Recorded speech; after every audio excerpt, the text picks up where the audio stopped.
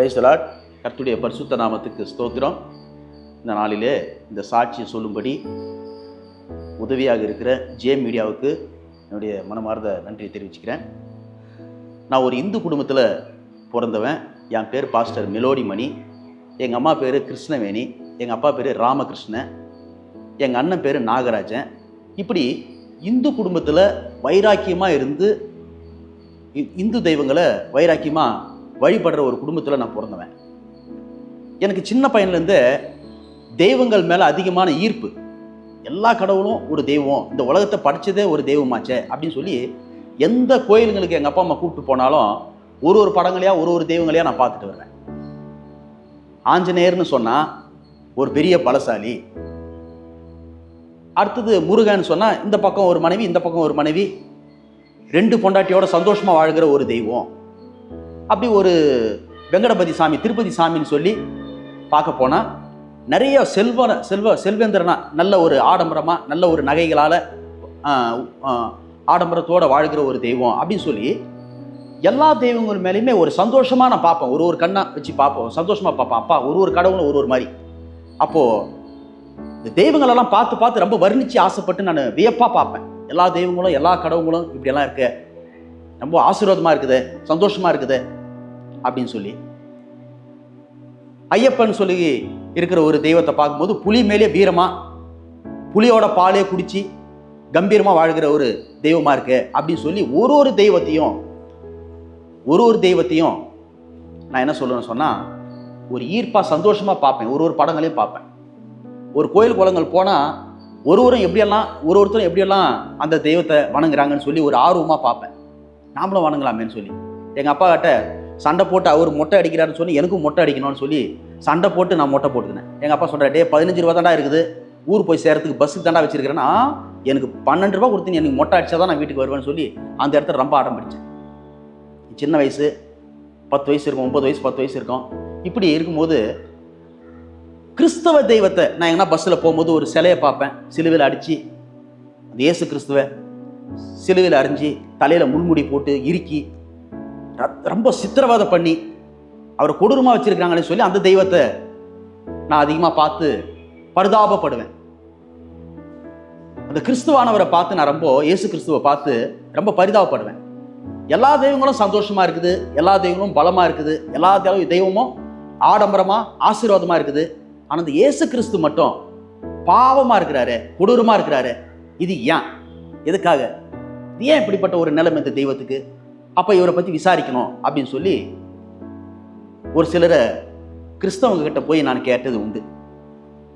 ஊழியம் செய்கிறதுக்காக ஊழியக்காரங்க வருவாங்க, அவங்க பின்னாலேயே போவேன், கேட்கறதுக்கு பயப்படுவேன், பின்னாலே போவேன். சுவிசேஷன் சொல்கிறது கேட்டு நான் ஒரு 6-7 வயசுக்குள்ளே நான் சொல்கிறேன். நான் அப்போது ஒரு ஊழியக்காரர், வயசான ஒரு ஊழியக்காரரை பார்த்து, ஐயா எனக்கு ஒரே ஒரு டவுட் ஐயா, எங்கள் தெய்வங்கள் எல்லாம் ஆசீர்வாதமாக இருக்குது, பலமாக இருக்குது, சந்தோஷமாக இருக்குது, எல்லாத்துக்கும் ஒரு தெய்வத்துக்கும் ஒரு வாகனம் இருக்குது, அதில் இதில் போகிறதுக்கெல்லாம் பாம்பு மேலேயே போகிற தெய்வங்கள் இருக்குது, எங்கள் தெய்வம் புலி மேலேயே சவாரி செய்கிற ஒரு தெய்வம் இருக்குது, குதிரை மேலேயே சவாரி செய்கிற தெய்வங்கள்லாம் இருக்குது, நகைகளாலே பூட்டப்பட்ட தெய்வங்கள்லாம் எங்கள் தெய்வங்கள்லாம் இருக்குது, நாங்கள் அதெல்லாம் வழிபடுறோம். ஆனால் நீங்கள் வணங்குற இயேசு கிறிஸ்து மட்டும் பாவமாக பரிதாபமாக இருக்கிறாரு, அது ஏன்? எதனால் அவர் அப்படி இருக்கிறாரு? எனக்கு கொஞ்சம் சொல்ல முடியுமா ஐயா அப்படின்னு சொல்லி நான் கேட்டது உண்டு. அவர் கேட்கும்போது, இப்படிப்பட்டவன் தான் எனக்கு தேவை, நீ வான்னு சொல்லி என்னை கூப்பிட்டு போய் ஒரு பாறை மேலே உட்கார வச்சு ஒரு பிஸ்கட்டெல்லாம் கொடுத்து அந்த சிறுவனாக இருக்கிற என்னை பார்த்து அவர் சொன்னார், இயேசு கிறிஸ்துன்ற ஒரு தெய்வத்துக்கு ஆடம்பரமாக வாழ முடியும், பயங்கரமான தெய்வம், எல்லாமே அவரால் முடியும். ஆனால் இந்த பரிதாப நிலை எதுக்குன்னு சொன்னால், இந்த பூமியில் எத்தனையோ பேர் பரிதாபமான நிலையில் இருக்கிறாங்க, பாவத்தில் இருக்கிறாங்க, கட்டப்பட்ட நிலையில் இருக்கிறாங்க, வியாதியில் இருக்கிறாங்க, மரிச்சா அந்த ஆத்மா நரகத்துக்கு போகிற ஒரு சூழ்நிலையில் இருக்கிறாங்க. அதனால தான் இயேசு கிறிஸ்து இந்த பூமிக்கு வந்து மனுஷனுக்காக ரத்தத்தை சிந்தின தெய்வமாக இருக்கிறாரு. மனுஷனுக்காக தான் இந்த நிலைமை, மனுஷனை மீட்டு எடுக்கிறதுக்காக தான் இந்த நிலைமைன்னு சொல்லி அவர் எனக்கு சுவிசேஷங்களை சொன்னார். அதனால அந்த இயேசு கிறிஸ்து மேலே எனக்கு ஒரு ஈர்ப்பு இருந்துச்சு. இயேசு தெய்வம், மனுஷனுக்காக இப்படி ஒரு நிலைமையா? அப்போ அவருக்குன்னு எதுவுமே ஒரு சுய சந்தோஷம் இல்லையா? அவருக்குன்னு ஒரு சுயநலம் இல்லையா அப்படின்னு சொல்லி அந்த இயேசு கிறிஸ்து மேலே எனக்கு ஒரு ஈர்ப்பு சின்ன வயசுலேயே வந்துச்சு. அதிகமாக அவர்கிட்ட பேசணும்னு சொல்லி அவர் சொல்லி கொடுத்த ஜெபத்தை ஜெபிப்பேன். இயேசுவேன்னு சொல்லி அவர் சொல்லி கொடுத்ததே வேற மாதிரி, ஆனால் நான் அவர்கிட்ட பேசுகிறதே வேற மாதிரி. கண்ணை மூடி, ஆண்டவரே எங்களுக்காக, இந்த மனுஷனுக்காக இந்த பூமியில வந்து பிறந்து வாழ்ந்து ரத்தத்தை சிந்தி மனுஷனுடைய பாவங்களை போக்குறதுக்காக நீங்க பலியானீங்கன்னு சொல்லி நான் கேள்விப்பட்டேன். அப்படிப்பட்ட தெய்வம் எனக்கு நீங்க செவி கொடுக்கணும், நான் கேட்கறதெல்லாம் நீங்க கொடுக்கணும் அப்படின்னு சொல்லி நான் ஜெபம் பண்ணேன். கேட்கறதெல்லாம் கொடுக்கணும்னு சொல்லி என் சொந்த காரியத்துக்காக நான் கேட்கல. எத்தனையோ ஜனங்க, கோடான கோடி ஜனங்க இந்த உலகத்துல இருக்கிறாங்க. தாய் தகப்பன் இல்லாத குழந்தைங்க இருக்கிறாங்க. கையை எழுந்து, காலை எழுந்து, கண்ணை எழுந்து, சரீரத்துல பிறகினமா, வியாதியில, கஷ்டத்துல நிறைய ஜனங்க இருக்கிறாங்க. அவங்க எல்லாருக்கும் நல்லது நடக்கணும். குடிச்சிட்டு ரோட்டு ஓரமா விழுந்து கிடக்குறாங்க. இவங்களுக்கெல்லாம் ஏன் இந்த நிலைமை இப்படி இருக்கணும்? பொண்டாட்டியை போட்டு அடிக்கிறாரு, உதைக்கிறாரு இந்த மனுஷன். அந்த அம்மா வந்து கத்தி துடிச்சு குழந்தையெல்லாம் கூப்பிட்டு வீட்டை விட்டு வெளியே போய் இப்படியெல்லாம் கஷ்டப்படுற நிலைமைலாம் ஏன்? இந்த நிலைமைகள்லாம் மாறணும்னு சொல்லி அந்த இயேசு தெய்வத்துக்கிட்ட ஜெபிப்பேன். அந்த கர்த்தராகிய இயேசு கிறிஸ்து கிட்ட நான் ஜெபிக்கிறது வழக்கமா இருந்துச்சு. நாட்கள் போக போக போக போக அதிகமா ஜெபத்தில் நிக்கிற ஒரு அனுபவம் எனக்கு வந்துச்சு. ஜெபத்துக்கு பதில் வந்ததையும் நான் பார்த்தேன். நான் ஒரு அண்ணங்கிட்ட போயிட்டு, அண்ணா நீங்க டெய்லி நீங்க தண்ணி சாப்பிட்றீங்க, குடிக்கிறீங்க, சாராயத்தை குடிக்கிறீங்க, கஷ்டப்படுறீங்க, கல்லை உடைக்கிறீங்க, கஷ்டப்பட்டு உழைக்கிறீங்க, கஷ்டப்படுறீங்க, கார வேலை செய்யறீங்க, உழைக்கிறீங்க, கூலி வேலை செய்யறீங்க. ஆனா சாயங்காலம் போகும்போது சாராயத்தை குடிச்சு வீட்டில் சந்தோஷம் இல்லாம, நல்லா சாப்பிட முடியாம, தூங்க முடியாம, நைட்டு 11 மணி 12 மணி வரைக்கும் கஷ்டப்பட்டு சண்டை போட்டு நீங்க தூங்குறீங்க. இந்த நிலைமைலாம் மாறணும்னு சொன்னா இயேசு கிறிஸ்துவை நீங்க ஏத்துக்கலாமே. அவர் தான் இந்த மனுஷனுக்காக ரத்தத்தையே சிந்தனை கடவுளாமே. அவர்கிட்ட கேட்கறது எல்லாமே கொடுக்குறாருமே அப்படின்னு சொல்லி அவர்கிட்ட சுவிசேஷங்களை சொல்ல ஆரம்பிச்சிட்டேன். அவர் உண்மையாவே சொல்றேன், ஒரு 10 நாள் விட்டு என்னை வந்து பார்த்தாரு ஸ்கூல்ல. தம்பி, நீ சொன்னதுலேருந்தே எனக்கு குடிக்கிற அந்த ஆர்வமே இல்லாம போயிடுச்சுடா, நீ என்னடா செஞ்ச அப்படின்னு என்ன கேட்டார். ஆனா நான் வந்து எதுவுமே செய்யல. உயிரோடு இருக்கிறாருன்னு சொன்னாங்க. அந்த உயிரோடு இருக்கிற இயேசு கிறிஸ்து கிட்ட நான் பேச ஆரம்பிக்கிறேன். இப்பெல்லாம் பேசிட்டு இருக்கிறேன், ஜெபிக்கிறேன், முழங்கால இருந்து முட்டி போட்டு நான் ஜெபிக்கிறேன், அவரை கூப்பிடுறேன். அவர் உண்மையாவே அந்த கூப்பிடுதலுக்கு, அந்த சத்தத்துக்கு பதில் கொடுக்கிற தெய்வமா இருக்கிறாரு அப்படின்னு சொல்லி உங்களுக்காகவும் நான் ஜெபம் பண்ணேன், அவர் பதில் கொடுத்துருக்காருன்னு சொன்னேன். இப்படி அநேகர்களுக்கு ஜெபிக்கிறது ஒரு வழக்கமா இருந்துச்சு. நிறைய பேர் சாட்சின்னு சொன்னாங்க. என்னை கூப்பிட்டு, தம்பி நீ சொன்னதுலேருந்து என் வாழ்க்கையில் ஒரு மாற்றங்கள் வந்திருக்குது அப்படின்னு சொல்லி நிறைய பேர் உடம்பு சரியில்லாதவங்களுக்கெல்லாம் போய் ஜெபம் பண்ண ஆரம்பித்தேன், சுகம் கிடைச்சிருக்கு. இப்படி போகிற போக்கில் எங்கள் அப்பா அம்மா என்னை கூப்பிட்டு ஒரு சின்ன ஒரு சாட்சியை என்கிட்ட சொன்னாங்க. நாம வந்து கிறிஸ்தவ குடும்பம் இல்லை, நம்ம தெய்வங்கள் வேற, நீ வணங்குற தெய்வம் வேற, அதனால நீ என்ன பண்ணக்கூடாது, கிறிஸ்துவ நீ வணங்கக்கூடாதுன்னு எங்கள் அப்பா அம்மா என்கிட்ட சொன்னாங்க. நான் சொன்னேன், அந்த கிறிஸ்தவ தெய்வம் நல்லது தானே செஞ்சிருக்கு, அதனால அவரை நம்ம ஏன் ஒதுக்கணும், அவரை ஏன் நம்ம வெறுக்கணும், அதுக்கு ஏன் தடை அப்படின்னு சொல்லி கேட்டேன். அப்போ எங்கள் அம்மா என்னை கூப்பிட்டு சொன்னாங்க, நான் வயிற்றில் இருக்கும்போது, நான் கர்ப்பமாக இருக்கும்போது உன்னை என்ன செஞ்சேன், அபார்ஷன் செய்யணும்னு சொல்லி உன்னை 3 மாதத்துலேருந்து 8 மாதம் வரைக்கும் நான் முயற்சி பண்ணேன். ஆனால் நீ கர்ப்பம் கலையாமல் இருந்து பிறந்து வந்தடா.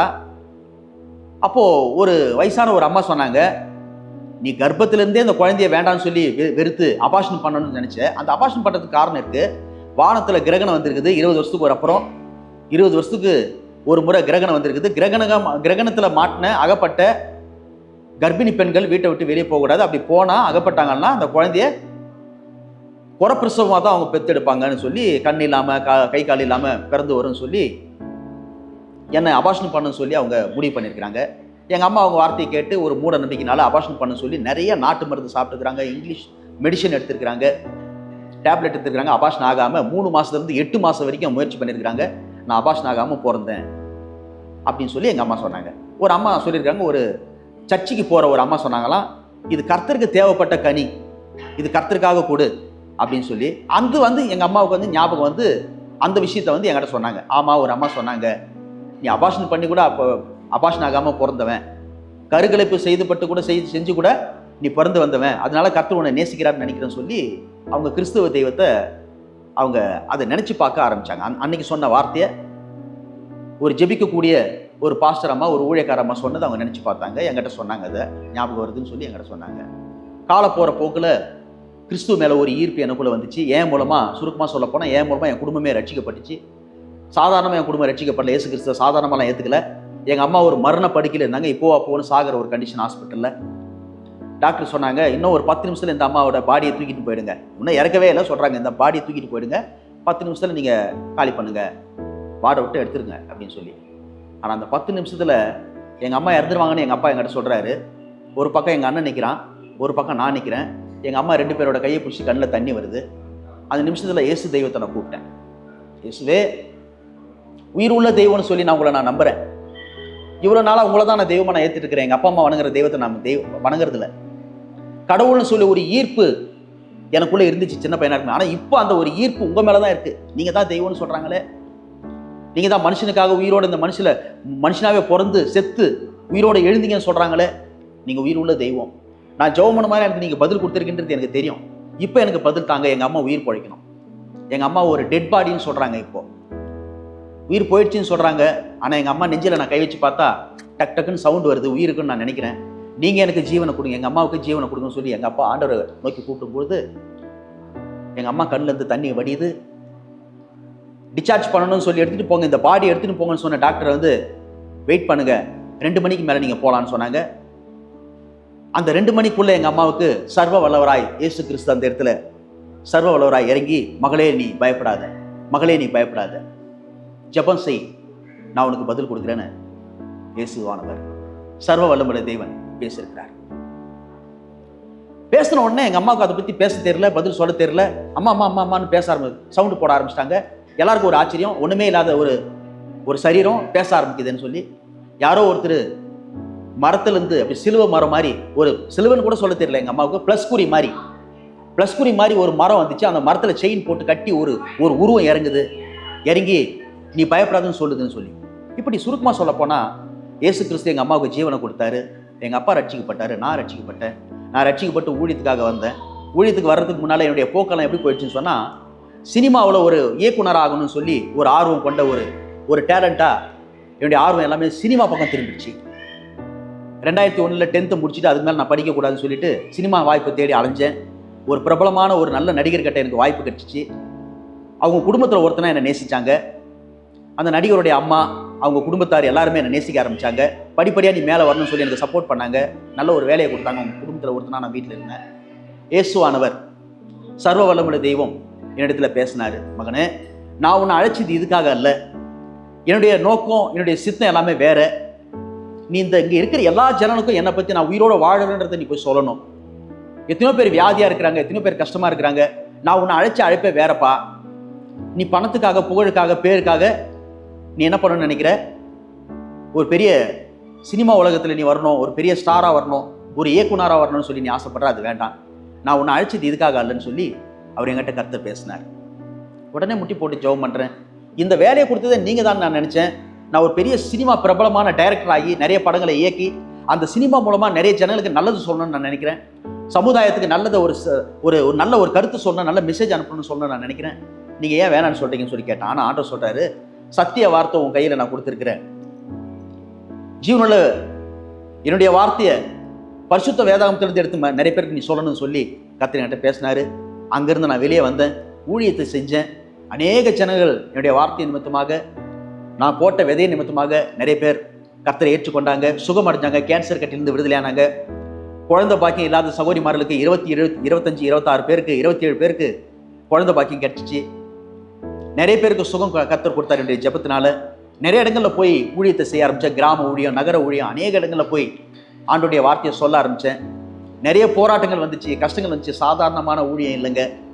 நிறைய கஷ்டத்தை அனுபவித்தேன். ஊழியத்தில் நிறைய பாடுகள் வந்துச்சு. நிறைய பேர் எனக்கு எதிர்ப்பாக எழுப்பினாங்க. நிறைய ஊழியக்காரங்க கூட என்ன நிறைய இடங்களில் வந்து அவனுக்கு ஒன்றுமே தெரியாது, அவனுக்கு என்ன தெரியும், அவன் சும்மா வேறு வேலை இல்லாமல் அவன் சம்பாதிக்கிற வேலையை விட்டுட்டு இங்கே வந்திருக்கிறான், பெங்களூர்லேருந்து இங்கே வந்திருக்கிறான், இவனுக்கு ஒன்றும் தெரியாது, அவன் சொல்கிறதெல்லாம் நம்பாதீங்கன்னு சொல்லி நிறைய ஊழியக்காரங்க கூட என்ன ஒதுக்குனதை நான் பார்த்தேன். நிறைய மீட்டிங்கெல்லாம் ஊழியர் கூடியிருக்கெல்லாம் என்ன வேண்டான்னு சொல்லி ஒதுக்கி விட்டுட்டு அவங்க போகிறத நான் பார்த்தேன். ஆனால் கர்த்தரை மாத்திரம் நான் பிடிச்சிக்கிட்டேன். கர்த்தர் எனக்குன்னு உதவி செய்கிறதுக்கு ஒரு சில ஊழியக்காரங்களை, எனக்காக ஜெபிக்கிறதுக்கு ஒரு உண்மையான ஊழியக்காரங்களை எனக்கு காமிச்சு கொடுத்தாரு. எனக்காக நிறைய ஊழியக்காரங்க ஜெபிச்சாங்க, என் கூட சப்போர்ட்டாக இருக்கிறாங்க. நிறைய பேர் என்னை நேசிக்கிறாங்க. நிறைய ஊழியக்காரங்க எனக்காக ஜெபிக்கிறாங்க. ஊழியத்தில் நிறைய காரியங்களை கற்றுக்கொள்ளும்படி, அநேக காரியங்களை, அநேக இடங்களில் போய் ஊழியம் செய்யும்படி எனக்காக சப்போர்ட்டாக இருக்கிறாங்க. கர்த்தர் பெரிய காரியங்களை கர்த்தர் செய்கிறார். நிறைய வியாதிஸ்தர்கள் சுகமானாங்க. அநேகருடைய கண்ணீர் துடைக்க முடியாத கர்த்தர் என்னை ஒரு பயன்படுத்தி, என்னை ஒரு கருவியாக பயன்படுத்தி அநேக இடங்களுக்கு போய் சேவை செய்யும்படி கர்த்தருடைய ஊழியத்தை செய்யும்படி கர்த்தர் என்னை பயன்படுத்தி கொண்டு வருகிறார். எனக்கு என்ன ஒரு ஆசைன்னு சொன்னால், இந்த பூமியில் மனுஷன் நம்ம வாழுறோம், செத்ததுக்கு அப்புறம் நம்ம எங்கே போகிறோம்? நரகம் பரலோகம். நரகம்னு சொல்லி 2 விஷயம் இருக்குது. அதில் எல்லாருமே பரலோகத்துக்கு தான் போகணும், நரகத்துக்கு போகக்கூடாது. எரிகிற அக்னி கடலில் போய் பங்காடையக்கூடாது. பரலோகத்துக்கு தான் போய் கர்த்தருடைய பாதத்தில் நம்ம இருக்கணும்னு சொல்லி அநேகர்களுக்கு சுவிசேஷங்களை சொல்லிட்டு வரேன், ஊழியத்தை செஞ்சுட்டு இருக்கிறேன். எனக்கு ஒரு ஆசை என்னன்னு சொன்னால், கர்த்தருக்கென்று ஒரு நல்ல ஒரு ஆலயத்தை கட்டணும். ஆலயத்துக்கு பக்கத்திலே கர்த்தரின் கருணை காப்பகம் என்று சொல்லி ஒரு காப்பகத்தை நடத்தணும். அதில் எத்தனையோ ஆதரவற்ற குழந்தைங்களை, தாய் தகப்பன் இல்லாத குழந்தைகளை ஆதரித்து அதில் வச்சு காப்பகத்தை வச்சு நடத்தப்படணும், ஆதரிக்கணும். எத்தனையோ தாய் தகப்பனுங்க, எத்தனையோ ஐயா மாருங்க குடும்பத்தை விட்டு வெளியேறி சாப்பாடு இல்லாமல், தூங்க இடம் இல்லாமல், தங்க இடம் இல்லாமல் கஷ்டப்படுறாங்க. அவங்களெல்லாம் இணைச்சி அன்பு செலுத்தி, ஏன் உங்கள் மகன் நேசிக்கல, ஏன் உங்கள் குடும்பம் உங்களை வெறுக்குது, நான் உங்களை நேசிக்கிறேன்னு சொல்லி, கர்த்தர் உங்களை நேசிக்கிறாருன்னு சொல்லி கர்த்தரின் அன்பை, கர்த்தருடைய அன்பை அவங்களுக்கு சொல்லி அவங்கள நேசித்து ஒரு காப்பகம் வச்சு நடத்தப்படணும். சபை கட்டணும், கர்த்தருக்காக ஆராதிக்கிறதுக்கு ஒரு நல்ல ஒரு இடம் வாங்கி அதில் சபை கட்டணும்னு சொல்லி நான் பிரயாசப்பட்டுருக்கிறேன். கர்த்தரிடத்தில் நான் ஜெபிச்சுட்டு இருக்கிறேன். நீங்களும் ஜெபம் பண்ணுங்க, கர்த்தருடைய சேவை தொடரட்டும். எங்களோட இணைஞ்சி நீங்களும் சேவை செய்யுங்க, கர்த்தருடைய நாமம் மையப்படட்டும். சபை கட்டுமான பணிக்காக நீங்கள் ஜெபம் பண்ணிக்கங்க. கர்த்தருடைய ஆலயம் கட்டணும், காப்பகம் வச்சு நடத்துறதுக்கு எத்தனையோ தாய் தகப்பன் இல்லாத குழந்தைங்க, முதியோருங்க, ஆதரவு இல்லாதவங்க, கை காலை இழந்திருக்கிறவங்க, ஒதுக்கப்பட்டவங்க, இவங்களெல்லாம் நேசித்து அன்பு செலுத்தி ஒரு காப்பகம் வச்சு நடத்தப்படணும்னு சொல்லி நான் ஆசைப்பட்டிருக்கிறேன். கர்த்தரிடத்தில் கேட்டு நான் ஜெபம் பண்ணிட்டு இருக்கிறேன். நீங்களும் ஜெபம் பண்ணுங்க. கர்த்தர் நம்மை ஆசீர்வதிப்பாராக. Praise the Lord.